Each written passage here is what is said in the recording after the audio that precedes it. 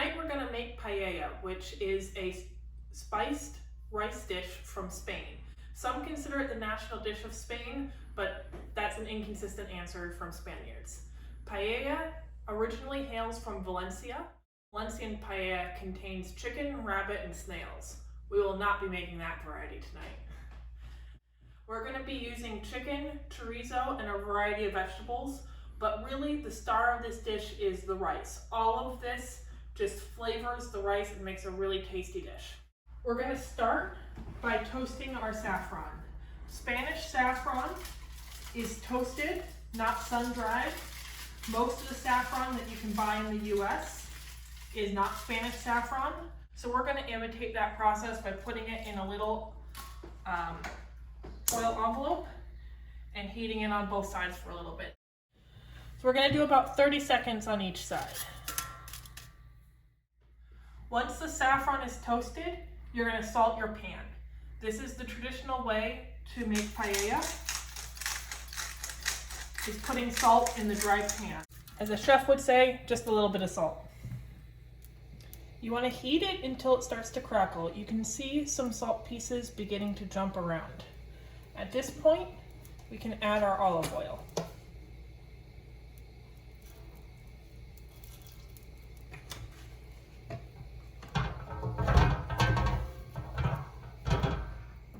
Turn the pan down so it doesn't smoke too much. You want to add your chicken thighs, skin side down. We're using bone-in, skin-on chicken thighs.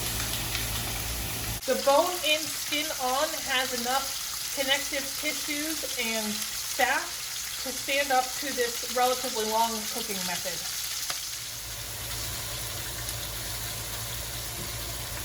We're going to add our chorizo. The chorizo we found at the store is uncooked, so we're going to add it now. If you have cooked chorizo, as is more traditional, you can add it later.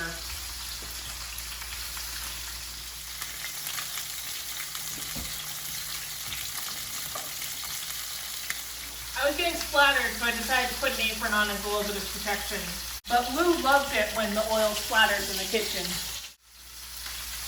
Before we put the chicken in the pan, I did pat it dry and put salt and pepper on both sides. You always want your meat to be dry before you cook it because that allows the Maillard reaction to happen on the surface a lot better.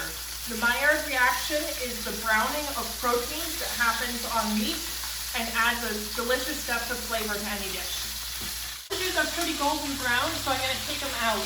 In the final dish, I want them in small pieces so you get a little bit of chorizo in every bite.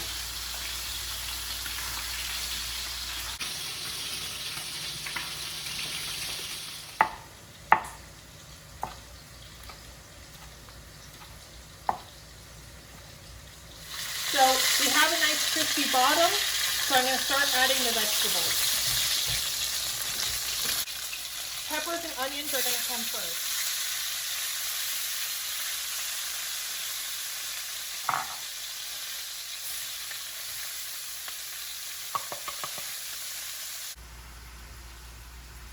I moved the chicken to the cooler part of my pan and I spread the vegetables out in a pretty even layer. This will help them brown up more quickly rather than just steam themselves.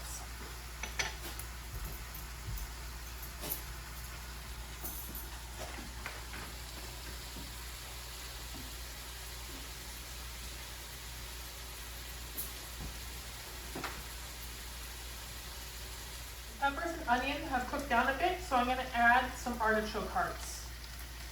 These are artichoke hearts that were canned in water. You don't want pickled artichoke hearts in this dish. You can also use fresh artichokes. If you use fresh, you'd want to add them a little bit earlier in the dish because they're going to take a little bit of time to cook. Also going to add some garlic that we turned into a paste and mix that all in. When using garlic paste, you want to add it to the pan after there are already some other ingredients because since the particles are so fine, it'll burn very quickly if it's in the pan by itself, and no one likes the taste of burnt garlic. You really want everything to caramelize and cook down. That's going to add depth of flavor to your paella and let the rice really be the star of the dish. You'll notice since I put this in here that the volume has decreased a lot and we're beginning to see free areas on the pan. A traditional paella pan is made with thin steel sheet metal. I realize not everyone has a paella pan, but that doesn't mean you can't make this dish at home. What you want is a wide, flat bottom pan. This one has a little bit of heavier base than is ideal, but it's not too heavy. This would work. You don't want to use a heavy cast iron skillet. This will not give you the desired results for paella. Everything is looking brown and delicious, and it's smelling really good. Up next, I'm going to add our tomatoes. We grated 2 tomatoes. Grating the tomato creates a nice pulp and leaves all of the juice. This will cook into the rice, adding extra flavor. After you've added the tomatoes, you don't want to cook this for too long, just about 1 or 2 minutes until you can kind of smell the cooked tomato. Also going to add the sausage back in.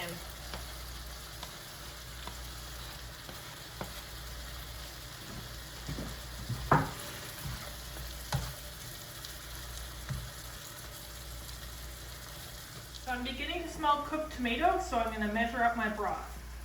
For how much paella we're making, we need about 5½ cups of broth.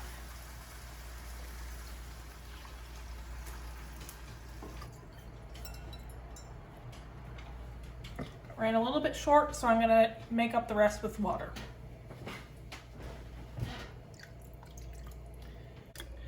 We're going to add our toasted saffron to the dish. You want to rub it between your fingers a little bit to break it up.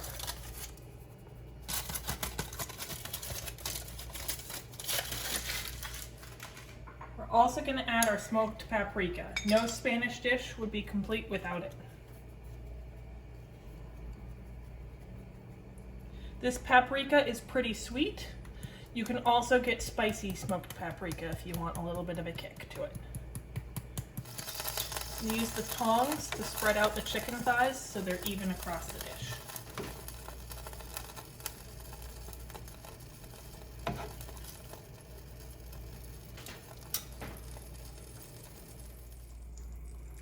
I've tied together some rosemary and thyme.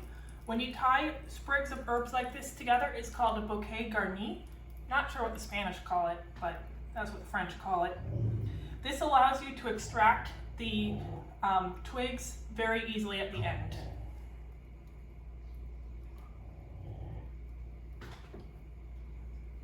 You're going to bring this mixture up to a simmer.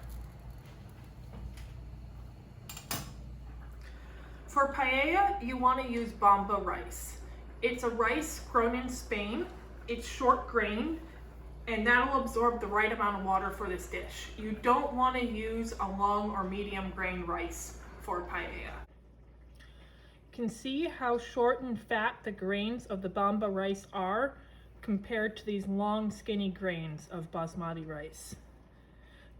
The different types of rices have different amounts of starch and protein in them, so they absorb liquid a little bit differently. If you can't find bomba rice, any other short grain rice will do. The broth is bubbling, so it's time to add the rice. We need 1 3/4 cup of the rice.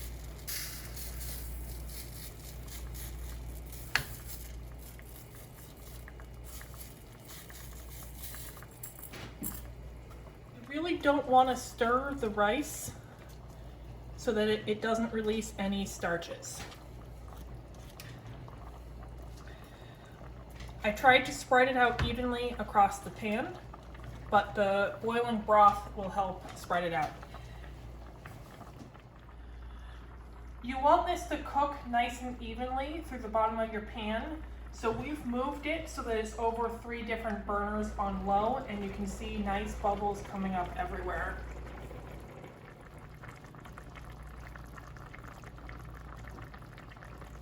Since peas are pretty delicate, I didn't add them with the rest of the vegetables. I'm going to sprinkle them in now. The liquid is just a little bit above the rice.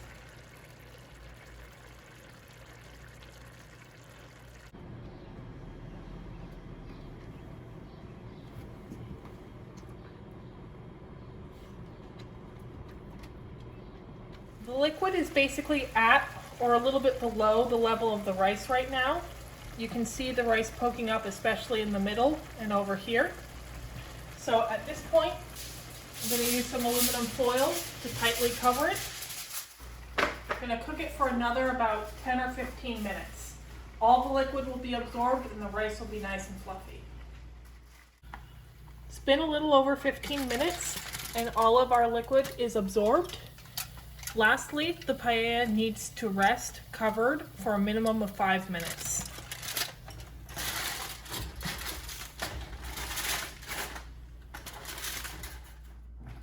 The paella has rested for 5 minutes, so it's time for the unveiling.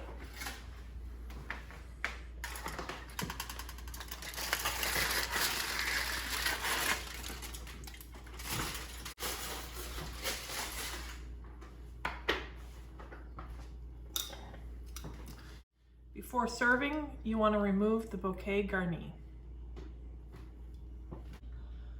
Around the edges of the paella, you can see that it's a little bit toasted and brown. That's what you're going for in a paella dish, and it's called socarrat, which is named after tiles traditionally made in Valencia. To plate paella, you want to put one piece of meat on every person's plate and then scoop the rice out and put it on top. Sometimes Spaniards will serve this with a wedge of lemon as well.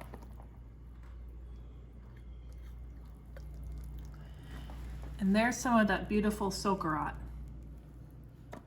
I hope you enjoyed learning how to make paella.